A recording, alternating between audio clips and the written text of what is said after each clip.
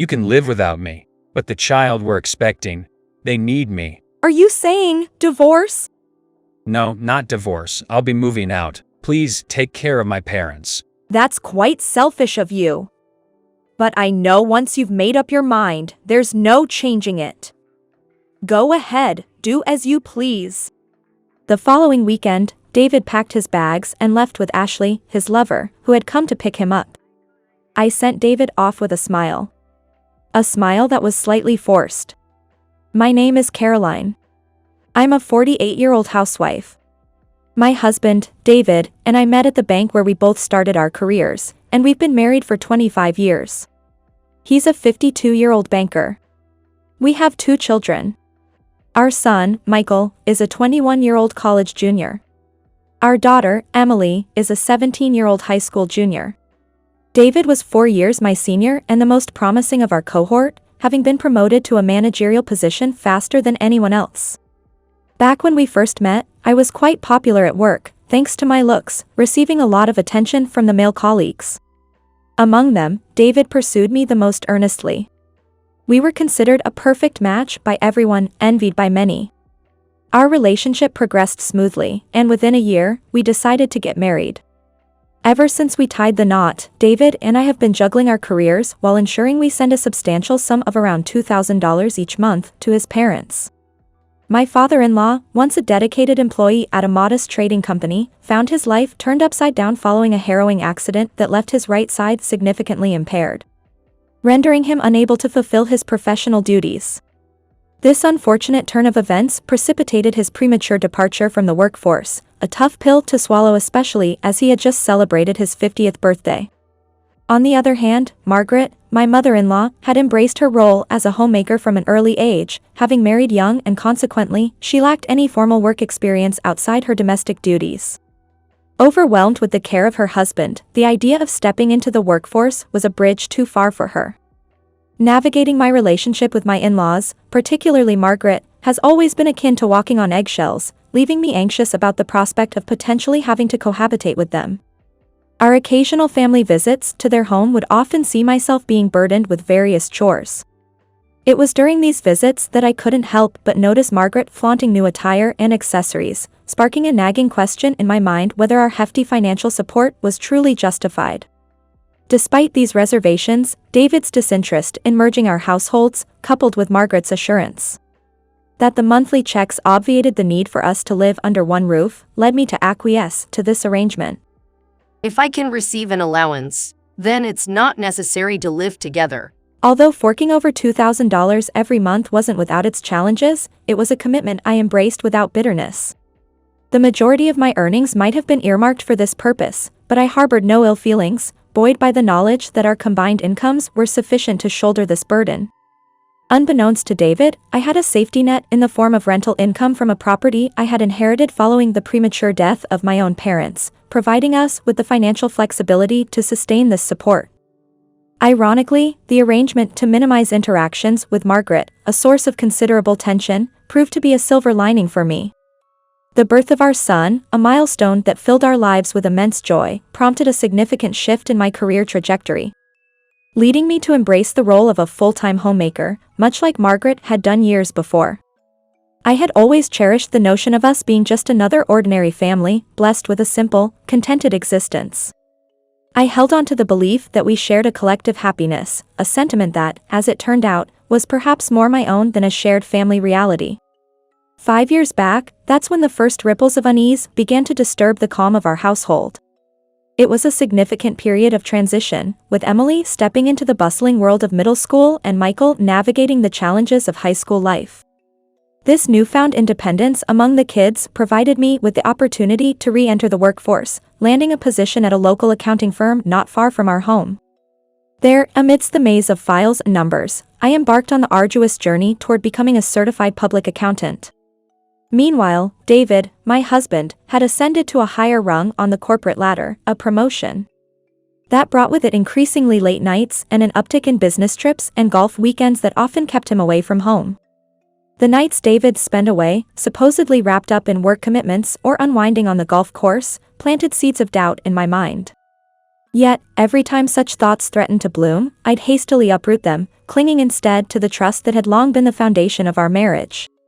Our financial affairs were tightly woven together, with both our incomes pouring into a joint account under David's name. That is a common setup that saw him managing the lion's share of our expenses, from the mortgage to the monthly bills. My role in this financial dance was to handle the day-to-day expenditures, a task facilitated by a debit card linked to our joint account. Despite the bulk of my income being channeled towards supporting David's parents, leaving my personal account perennially lean, there was a sense of balance, a rhythm we had found in the financial ebb and flow of our lives. David's earnings, notably above average thanks to his early promotion, coupled with my own salary, ensured that we could maintain the financial support for his parents without faltering. This arrangement not only allowed us to fulfill our filial duties but also to invest in our children's education and slowly build a nest egg for our retirement. The presence of a hidden stream of income from real estate, a legacy from my parents, offered a cushion that made the prospect of re-employment less daunting. Yet, the specter of divorce, of appending the lives of our children and navigating the aftermath, loomed large. Despite the late-night returns and the shadow of suspicion that occasionally crossed my mind, my heart veered towards trust, a choice that underscored the complexity of love and commitment in our marriage. On a day etched with ordinary routines, an unsettling feeling lurked beneath the surface, hinting at a truth I was about to uncover. It all began with a simple task: withdrawing cash from our bank account.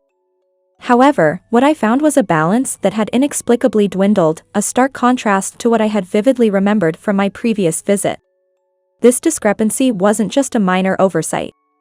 It felt like a glaring red flag waving in my face, signaling a problem I couldn't ignore.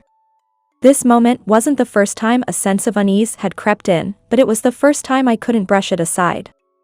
I remembered the figure from my last transaction clearly. But now, it seemed as if a significant chunk of our savings had simply vanished into thin air, without any logical explanation or timing that matched our usual financial activities. Compelled by a mix of curiosity and concern, I decided to confront David. His admission, "Yeah, I took some out the other day," was as vague as it was unsettling. The conversation ended almost as quickly as it began, with no satisfactory explanation provided, leaving a cloud of ambiguity hanging over us. Despite the alarming reduction in our savings, we weren't on the brink of financial ruin. However, the lack of transparency and access to our banking details, all controlled by David, ignited a flame of worry within me. It pushed me towards a step I had never contemplated before: setting up online banking. I sought clarity and, perhaps, peace of mind, hoping to dispel the growing shadows of doubt with the cold light of digital records. The revelation, once I logged into our online banking for the first time, was a gut punch of reality. Transaction after transaction, none of which bore my knowledge or consent, sprawled across the screen, each one a testament to a betrayal that had been quietly unfolding. The unauthorized withdrawals revealed a pattern of deceit that aligned with the unease that had been simmering within me, a silent alarm that I had tried to ignore. Our savings hadn't stagnated due to oversight or mismanagement, but were being systematically drained for reasons that were now painfully clear. The crescendo of my suspicions reached its peak with a phone call that shattered the remnants of denial I clung to.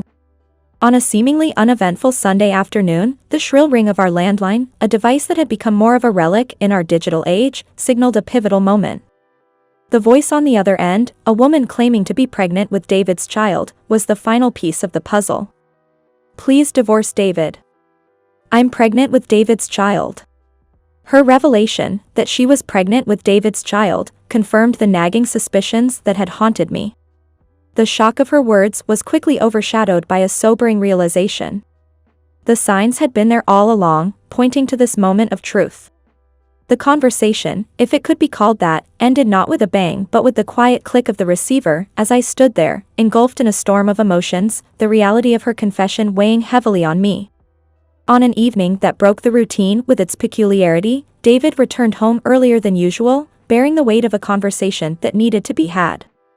It was clear he had been informed about the unsettling call I received earlier from a woman claiming a space in his life that was unknown to me. The dinner table cleared, and with our children secluded in their sanctuaries, he began to unravel the truth that would redraw the boundaries of our family life.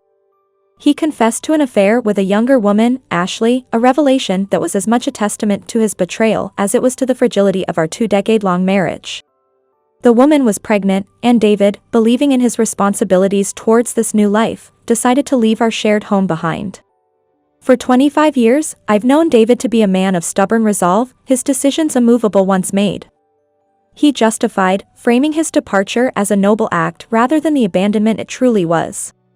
You can live without me, but this inborn child needs me. Are we talking about divorce? I probed, seeking clarity amidst the turmoil. No, not divorce. I'll be the one leaving. Please take care of my parents. He replied, skirting around the permanence of divorce, choosing instead a path that would free him to be with his mistress, leaving me to shoulder the responsibilities he was eager to shed.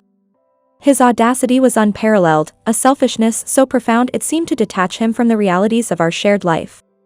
He aimed to escape the responsibilities of his aging parents and our marriage without the finality of divorce, leaving me to navigate the aftermath of his decisions alone. This betrayal, however, did not stir in me the anger one might expect. Instead, it was a mixture of incredulity and a morbid amusement at the sheer predictability of his selfishness.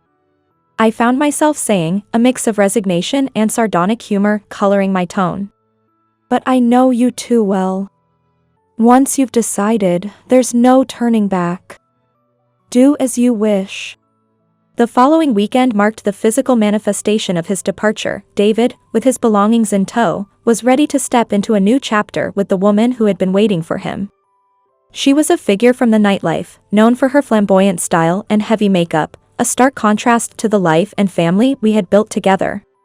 Her presence alongside David was a visual mismatch, highlighting the absurdity of the situation. The idea of him, at his age, starting over with someone young enough to be his daughter, and with a child on the way, was baffling. Yet, as they drove away, a profound realization settled within me. This was no longer my story to tell. The future that David chose was his to navigate, and the path that lay before me, though uncertain, was mine and mine alone to walk. With every ounce of grace I could muster, I gave David the warmest smile as he left, a stark contrast to the turmoil brewing inside me. It was the beginning of the end, or perhaps, the start of something new for Michael, Emily, and me. We embarked on our journey to a new home, each item we packed carrying a piece of our past and a sliver of hope for the future. The moment David confessed his affair with Ashley was a turning point, a moment where the scales of my patience and tolerance finally tipped towards a decisive action: divorce. It wasn't just about his betrayal. It was the blatant disregard for our family, choosing to chase a fleeting happiness with Ashley while leaving me to shoulder the responsibilities, including the care of our parents. This realization was a cold splash of reality on what I had believed to be a partnership. Armed with determination, I scoured through listings at various real estate agencies, each visit a step closer to finding a haven for us, a place where the shadows of our past wouldn't loom over our new beginnings. Fortune smiled upon us when we found the perfect abode, a beacon of hope where we could sow the seeds of our new lives. As we gradually moved our belongings, I pondered over the fact that David, now ensconced in his new life with Ashley, would barely register our absence. The home we vacated was not just a building. It was a legacy handed down by my father, a symbol of years of toil and memories, now fully paid and a testament to my independence.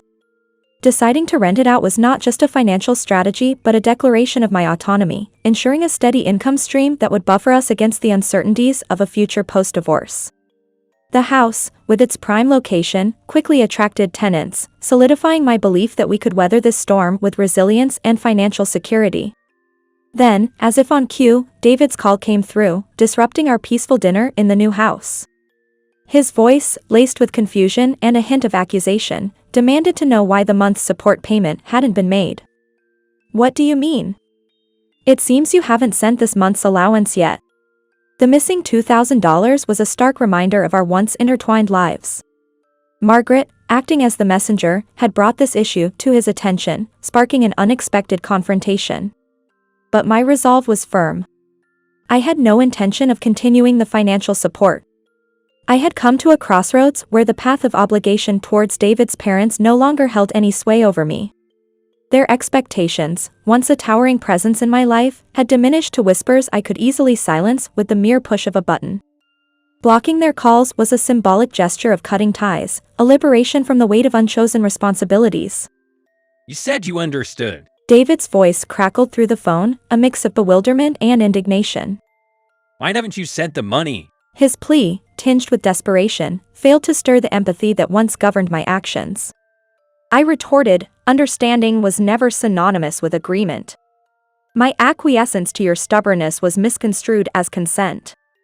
Do whatever you want, I had said, and I stand by those words now more than ever, as I choose to carve out a life free from your shadow. David's confusion was palpable, his voice a blend of frustration and disbelief. I couldn't care less about someone who abandons their family for a lover. I'll do as I please from now on, too. This isn't right. I returned home to find an empty shell. Where have you all gone? The audacity of his inquiry, after all that had transpired, bordered on the absurd. The whereabouts of our new sanctuary are of no concern to you. We are embarking on a journey of renewal, one that necessitates a legal severance of our tied past. Expect formal communication via my attorney. I declared, a firm resolution shaping my words. Wait, Caroline. Just wait. I ended the call with David and ensured his number was blocked, along with blocking him on WhatsApp. Michael and Emily, witnesses to this final act of defiance, offered their applause, a testament to their unwavering support. Mom, you did the right thing. Divorcing someone so selfish is definitely the right move. They affirmed, their words balm to the scars left by years of neglect. Michael, with a maturity beyond his years, expressed a sentiment that resonated deeply within me. Exactly. I don't want to think of someone who'd abandon us for a mistress as a father anymore. It's pitiful for a father to be spoken of in such terms by his children. Reflecting on my 25 years of marriage to such a man, I can't help but marvel at my own naivety. Regrets serve no purpose in the landscape of the present, which is already bustling with the seeds of a new beginning I've painstakingly planted.